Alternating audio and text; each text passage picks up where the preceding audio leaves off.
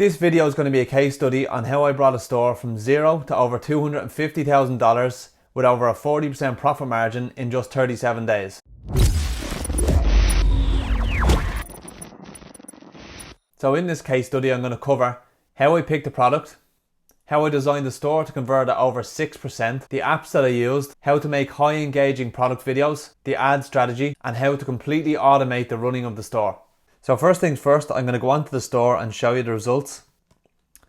So as you can see, from the 2nd of November to the 8th of December, I did $255,000 and I'll refresh the page so you can see that it's real. There you go. So the store was actually converting at over 6%. The reason it says 0.75% here is because when I started to scale, I got to, I think, the 17th or the 16th of November, Shopify payments actually shut me down. So I had to go and move to a different checkout. I was using Checkout X. And as you can see from Checkout X here, it was converting at 6.33%. And there's the date there, the 2nd until the 8th. Okay, so let's actually get into the case study now. So section 1 is going to be product selection and why I chose the product that I did. So to begin with, I was looking for a children's toy because it was coming up to Christmas. And I wanted the kids' toy to be something that could be bought by parents, grandparents, aunties, uncle. Not like their main present, something like a stocking filler. So the buying price I was looking for was in and around $40. Something I could sell for that, and I wanted the markup to be at least 3x. So something that I was going to get for $10 and sell for $40. So I also wanted something with upsell opportunities. So I wanted to boost that average order value from $40 up to $50 or $60. So the product that I chose came in at about $8. And it actually came with an accessory. So what I did is I contacted my supplier and I got him to split the product from just the product by itself to the product and the accessory. And I used the accessory as an upsell. So what this allowed me to do is charge an extra $10 for the accessory when really it was costing me the same price to send out the item with the accessory or without. So another way that I boost the average order value is I set up 2 different shipping rates. One is just your free shipping, and the next one is a plus shipping option. So as you can see here, the plus shipping, the plus shipping costs $6.48, and this was the exact same way I was shipping the free item. So when someone chose the plus shipping, that was just an extra $6.48 in the bank. So the next part of the case study is store design. So how did I actually get the store to convert at 6%? So I build every store that I make pretty much the same way. I use the Debutify theme. I find it converts better than any other theme that I've used, and I've used paid and free themes. I use one main colour consistently across the site. So I use black and white and then one main colour, so say a green or a blue, and keep it across my Instagram, across everything. On the product description, I use benefits, not features. Features tell, benefits sell. So if you actually give the benefits rather than features, it's going to increase your conversion rate a lot. For actually showing the product in action, I use GIFs in the description. I go to YouTube, then I download videos of the product, and I will cut clips of the product in use or of the features. I'll then upload them to Giphy, create the GIF, and use them on the product pages. Another thing that I use on all my product pages are quantity breaks. So basically, if someone buys 1, they get it for this price. If they buy 2 or 3, they get it for cheaper. Another thing that I'll use is estimated delivery time, especially in Q4. People are really worried that they're not going to get their product on time. I would only do this if you have fast delivery times, as you don't want to piss people off. Another thing that I use is live view. So it just shows how many people are on the site at one time. The next thing I use on all my product pages is a sticky add to cart button. So if someone is scrolling through your page, reading your product description, and they want to buy, rather than have them scroll all the way back up to the add to cart, they either stick the add to cart to the top or the bottom of the page. The next thing is probably one of the biggest things that increases conversion rate, and that is skip the cart page. So rather, when someone hits add to cart, rather than bring them to the cart page, it brings them straight to checkout. Some other thing that I'll always do on my product page is I'll get rid of the dynamic checkout button, as you don't want that bringing them away. Another thing that I'll add to all of them is an FAQ section on the bottom. So just above where your reviews are going to be, I will put an FAQ section where I'll basically answer any of the questions that stop people from buying. So the way that I find these is I go onto Amazon and I'll type in the name of the product, and say it was a dog toy like this, I'll go down to the FAQ section here and see what the most frequently asked questions are, and I'll answer them on my product page. What you want to do here is you want to stop people from clicking around. So if someone lands on your landing page and you can answer every question about the product, they won't have any reason to click off the product page. So you want people coming onto your product page and they're either buying or they're leaving. So the last thing I have on all my product pages are reviews. What I use for this is Ali reviews, and I'll pull down at least 50 reviews if possible from AliExpress, and I'll get all the photos from that, and I'll actually get the wording from Amazon, because I find that Amazon has a much higher quality customer that's actually giving the review. And the other thing is, if you have a dog product and you're coming to Amazon for some dog reviews, they're going to be using the same language that your buyer is going to be using, and it's just going to seem a lot more legitimate. The next thing that I'm going to run through is the apps that I have on the store. So the apps that I have are Debutify, and Debutify comes with all the plugins pretty much mentioned above. Like you have your add to cart animations, delivery time, live view, quantity breaks. Shop Protect is another big one that I use. It just stops your competition from coming onto your page, stealing your images, especially if you've gone to the trouble to go in and create the GIFs like I showed you. People can just come on and steal them if you don't have this function on. As I said, the skip to cart is massive, the sticky add to cart, and then the trust badge.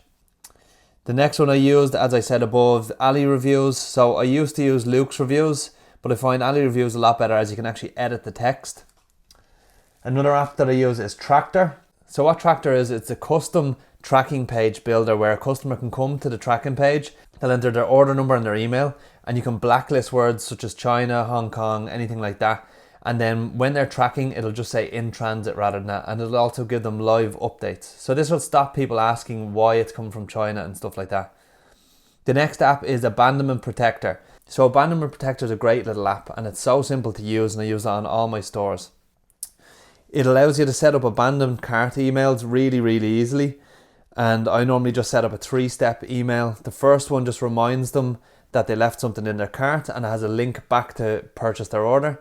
The second email, I give a 10% discount or a 15% discount, and I tell them that there's 24 hours until it expires. And then the third email is just reminding them their code is going to expire. The next app is called Lifetimely, and Lifetimely just is a profit calculator. So you can put in your cost of goods, your shipping. It'll link with Facebook and Google, so it'll see your ad spend and it'll give you your profit margin. I only use this once I'm doing high volume. Before that, I use just an Excel sheet. I'll show you what Lifetimely looks like, and I can actually show you here that I was doing 40% profit margin. So if I go to Lifetimely here, from the 2nd till the 8th, 253,000, and it'll give you your marketing cost here, your net profit, and then it'll give you a breakdown of everything. So like your product cost here, your refunds, discounts, there's your gross margin, and if you come down here, there's my net margin. It says 48%. It says 48%, but that doesn't factor into VA costs and just other costs of running the business. So I was at about 40% profit. So the next app we're going to look at is called Gorgeous, and Gorgeous is a support ticket system. This is brilliant because I can get my VA to sign in, and basically it gets all my Facebook comments, all the Facebook private messages, Instagram DMs, Instagram comments on your ads and your emails, and it puts them all into one place. So this makes it really, really simple for your VA, or even if you're doing it yourself, to answer all questions and to get back to people. It also helps when other stores start to spam your store or post negative comments or anything like that. You can deal with them really, really quickly. So after that is CJ Dropshipping. So CJ Dropshipping is the supplier that I used for this store, and I was really, really impressed with them. It's just so simple to sync your orders and to get the orders placed. They'll automatically fulfill the orders for you. They'll automatically update the tracking, and you can keep money in your CJ account, or you can just pay for the orders as they come in. Really, really good. They also assign you a CJ Dropshipping agent who you can talk to. They're kind of available pretty much 24/7, and you can also get them to link up with your VA, which is brilliant. So the last app I'm going to talk about is Zipify One-Click Upsell. This is an extremely powerful app, and I use it on every single one of my stores. It allows you to do a post-purchase upsell funnel. So you can basically get someone who purchases an item off you, and you can put them through a funnel of upselling them.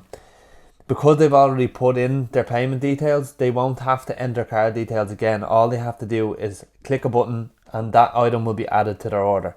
So you might add the same item they've just bought, a pack of 3 for a discounted price, or it could be a complimentary product, but it's really simple for them to buy because all they do is click purchase. There's nothing else to it. So the next thing we're going to look at is how to make high engaging creatives and ad copy.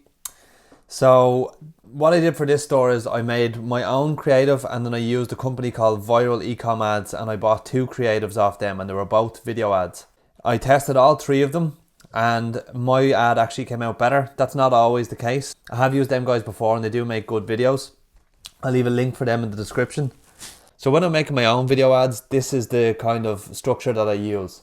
So the first 3 seconds are always like a scroll stopper or an attention grabber. This is because people are coming to Facebook and Instagram just to scroll, have a look at what people are doing. They're not coming to buy. So you want your first 3 seconds to be super engaging and to grab their attention. So the next 3 seconds is show the actual product itself. So maybe pan around the product or something like that. So the next section is showing the features in action. So this is where you want to show all the features that the product has, and you want to show them in 3-second clips. Once you've shown all the features in action, you want to go and answer any questions that might be stopping people from clicking through. So, and again, just do these in 3-second clips, and then finally you just do a call to action. So shop now, 40% off, or whatever your offer is. So next we're going to move on to Facebook ads. So for Facebook ads, I'm going to break it down into different phases, and the first phase is interest testing. So the way I set up my first campaign is I do 10 ad sets, each targeting a single interest that has something to do with the product you're selling. So if I go over to my ads manager here and find the first campaign that I ran was cold audience, ABO testing. So if you look here, Christmas must be parents, parenting, home and garden, Super Mario Bros, Pokemon. They're just really broad audiences. And what I'm going for is 10 million plus in audience size. And for each of these ad sets, I do a $10 a day budget. The countries I target in each of these are Australia, New Zealand, USA, Canada, UK and Ireland. So within each ad set, I have 3 different creatives. As I said, I had my own creative and I had 2 creatives made by Viral Ecom Ads. So within the first few days, what I'm looking for is a click-through rate of above 1.5%, a cost per click under $1, CPMs under $1, and a cost per add to cart half of my cost per acquisition. So what I'm looking for here is if I'm making a $30 profit margin, I want my cost per add to cart to be at most $15. So if I go into my ads manager here and I have a look at the first few days, if I go back to November, say the first 2 weeks, these are the only ads I was running. So you can see my click-through rate was really good.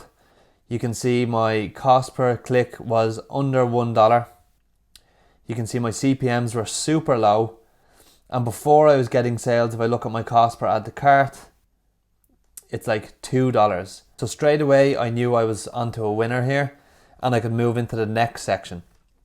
The next section is phase 2, which is killing and scaling with CBOs. So the way I scale up my ad sets really quickly is I kill anything that does not meet the requirements of above, and anything that has 3 purchases above a 3 ROAS, I duplicate them 5 times into a new CBO campaign. I set the budget of that CBO to $100 per day, and I set a minimum spend of the budget divided by the ad sets. So that's 5 ad sets by 100 is 20, and then a half that is 10. So I give each of the ad sets a $10 a day minimum spend. So that gives an extra $50 for Facebook to spend wherever it likes. So what I'll do now is I'll go in and I'll show you one of these CBO campaigns so you can see what I'm talking about. So if I go back out to campaigns and I look for, where are we going? Christmas Parents CBO Scale 1. So you can see $100 a day, and you can see that it started with 5 of the exact same audiences duplicated into that. And if I look at the minimum spend, it'll be at $10 or €10 or whatever currency you're working in.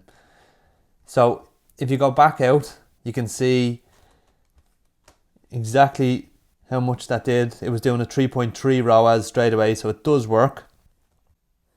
And just remember here that your audience size for this to work, it has to be greater than 10 million. If you have a smaller audience, the frequency of the ads being shown is just going to be too high and it's not going to work. So the next step from here is really simple. As soon as you start seeing this perform well, you're going to duplicate the winning audiences from within that CBO again. And you're going to duplicate it 5 times into a new CBO again. And then you're going to make the budget $250 or again €250. So as you can see from this, I did the exact same thing. Parenting 18 to 35, CBO scale 2. So these were 2 audiences within the one CBO that was working. And if you look at the ROAS on both of them, 3.41 and 2.34. So that was working again. And then you just keep following this rule. Again, 3 ROAS, 3 ROAS, 4 ROAS. What I would have gone from here is I would have duplicated them in 5 times into a new CBO and made the budget 500. So if I look here, parenting, $500 budget, again 2.98 ROAS. Keep going with this until they stop performing. So you can see how you can start to scale up really quickly with this. And again, kill off the ones that aren't working, and the ones that are working, like look, this is getting a 3 ROAS at a 500 quid spend a day, is really good. And it's a really simple way to scale up your ads. So if we head back over to the slides, you'll see the next thing to do is to keep testing new interests based on the winning audiences. So if you have an audience that's working, you need to make new audiences every single day based off of your winning audiences. This will just stop things drying up and it'll keep things fresh. The other way you can scale up while doing the CBO method is you can duplicate the winning audiences within the testing campaign. So if you look here, I'll jump back into my testing campaign and I'll duplicate the winning ones and I'll double the budget. You can check 18 here and they were getting like a 4 ROAS, 5 ROAS, and I was just duplicating them. So you can duplicate them once, but what I tend to do is I'll duplicate each winning audience 3 or 4 times. As you can see here, I did it 3 times, and then I'll just kill the ones that aren't working off. So this is another way you can be scaling up your ads along with the CBO method. So the next section we're going to move on to is lookalike audiences and retargeting. So for lookalike audiences, it's really straightforward. Just do 75% video view, 95% video view, view content, add to cart, initiate checkout, purchase. So what I tend to do first is I'll split them into USA, and then the other batch will just be UK, Ireland, Australia, New Zealand and Canada, and I'll do them from 1 to 10%. So for retargeting, I do the same audiences. I do 75% video view, 95% video view, view content, add to cart, and what I'll do is I'll exclude them from each other. So if I'm doing a 95% video view retargeting ad, I'll exclude 75% video viewers. The other thing I do with my retargeting is I set up different offers for different times. So if I'm doing my retargeting, I might do 75% video view in the last 10 days. And usually I'll just offer them free shipping or something like that, even though I have free shipping. And then what I'll do is I'll do 75% video view 30 days and I'll exclude the 10 days. So what I'm doing is I'm getting the people that are in the last section of the 75% video viewers, and then I'll offer them a discount because it's kind of my last chance to get them back as a customer. So after this, we're going to go into phase 4, which is endgame, and this is from Viram Ecom, and I kind of only do this after I've built up a lot of data on Facebook. So once you've spent sort of $5,000, you should have enough data to run with this, and it is really profitable, and again is a super quick way to scale up your ad spend and to scale up the profit that you're making. So what you do is you launch one CBO at $500 per day. Within the CBO you have 3 ad sets. USA is one, and then all you do is exclude dropshipping. Canada, Australia, New Zealand, UK and Ireland is another ad set, and again it's completely broad. All you're doing is excluding dropshipping. And the last ad set is worldwide, and again all you're doing excluding dropshipping. So I follow the minimum spend rule here, which is 500 divided by 3, and then you half that number to get your minimum spend for these. And then the same, I follow the scale rule here. So if you find the end game strategy here, where are we? Sorry, campaigns. End game, here we go. So I started with 500 and straight away getting a 3.3 ROAS. So I would go in and I duplicate it and double the budget. So you're now up to €1,000 ad spend just on one campaign alone. So you can see how quickly you can really scale these up, and they're super powerful. If you look at this one For $1,000 a day, it was still getting a 3.3 ROAS, which is absolutely crazy. If I go into that, you can see like they're all doing super well. So if one was doing worse, say worldwide was only getting a 1 ROAS, I would have turned that off. But as you can see here, like they're all performing well. This is because Facebook has built up so much data and kind of knows who your ideal customer is. Okay, so now we're moving on to the last section of the presentation, which is outsourcing and fulfillment. So when I first started having success, I was spending like 3-4 hours a day writing back to emails, and that was before I managed to outsource any work. Now I have a VA that I use for every single store, and she's brilliant, and I found her on Upwork. So if you go back to the app section, I was talking about Gorgeous, which is my customer support place, and I basically wrote up a big thing in Upwork saying that you must be familiar with Gorgeous. You don't have to do that. You might use a different thing. You could use Freshdesk or Zendesk or anything like that, but just make sure that they know how to use it, and it'll save you so much time. I've had other VAs work that I had to try and train in, and it just wasn't good. So my VA now is brilliant. She knows how to use that perfectly. As I stated before, I use CJ Dropshipping for this store anyway, and going forward I probably will use them. So if you have a good relationship with your account manager and CJ, what you can do is set up a group chat between your VA and your agent. This allows them to sort out any logistics issues or anything like that between them, and you don't have to get involved. So thanks for watching. I know I kind of flew through everything really fast, but if there's anything you want me to expand on or go into in more detail, just let me know in the comment section and I can do it in a future video. So please like, comment and subscribe, and yeah, thanks for watching.